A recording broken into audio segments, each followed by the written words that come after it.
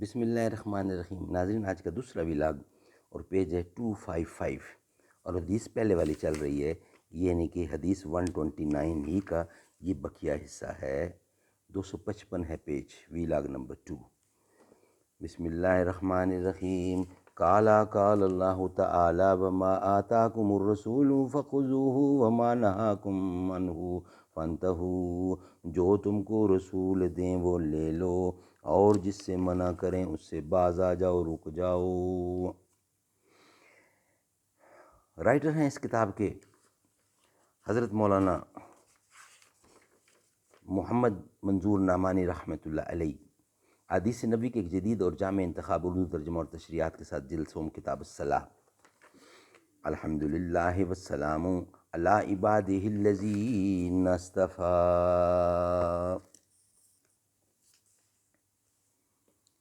گناہوں سے ہمیں رغبت نہ تھی مگر یا رب تیری نگاہ کرم، تیری نگاہ کرم کو بھی منہ دکھانا تھا۔ بت کدے سے چلے ہو کعبہ کو، کیا ملے گا تمہیں خدا کے سوا۔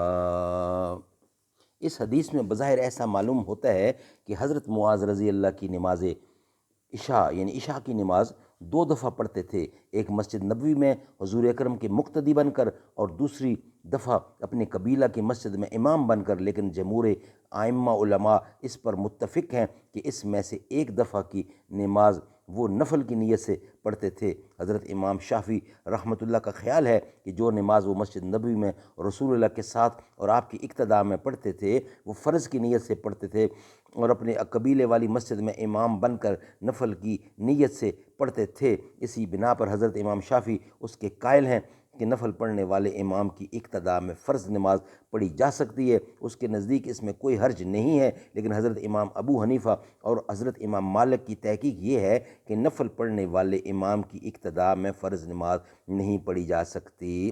حضرت معاذ رضی اللہ کے زیر بحث واقعہ کے متعلق ان حضرات کا خیال یہ ہے کہ وہ فرض نماز کی عشاء کی نیت سے، یعنی وہ فرض عشاء کی نیت سے اپنے قبیلہ کی مسجد میں نماز پڑھاتے تھے، اور چونکہ مسجد نبوی کی جماعت کے وقت تک وہ رسول اللہ کی خدمت میں حاضر رہتے تھے، اس لیے آپ کی نماز کی خاص برکات میں حصہ لینے کے لیے اور سیکھنے کی غرض سے وہ نفل کی نیت سے آپ کے ساتھ بھی شریک ہو جاتے تھے۔ اس مسئلے پر بھی دونوں طرف سے بڑا فاصلانہ فقیہانہ اور محدثانہ بحثیں کی گئی ہیں۔ اہل علم شرح و حدیث فتح الباری، عمدۃ القاری اور فتح المہم میں دیکھ سکتے ہیں۔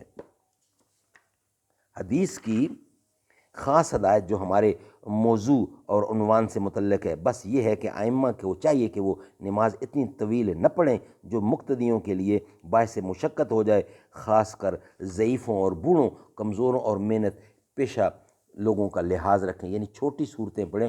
بڑی صورتوں پڑھنے سے جو آپ کے مقتدی ہیں ان کے لیے پرابلم کھڑی ہوتی ہے، اس لیے ان کا لحاظ رکھنا بے حد ضروری ہے۔